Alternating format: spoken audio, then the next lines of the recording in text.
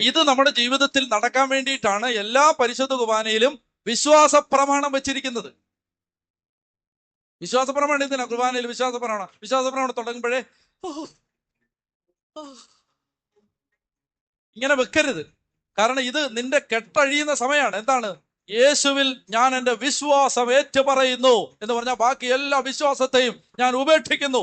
അതിനാണ് ഓരോ കുർബാനയിലും വിശ്വാസ പ്രമാണം വെച്ച് തന്നിരിക്കുന്നത്. അത് നല്ല നട്ടലോടെ ചൊല്ലണം. ഹല്ലേലൂയ. മനസ്സിലായോ? അതിനുവേണ്ടിയാണ് വിശ്വാസ പ്രമാണം ചൊല്ലാൻ പറഞ്ഞു. അത് നല്ല വിശ്വാസത്തോടെ നിർത്തി വിശ്വാസ പ്രമാണം ചൊല്ലണം.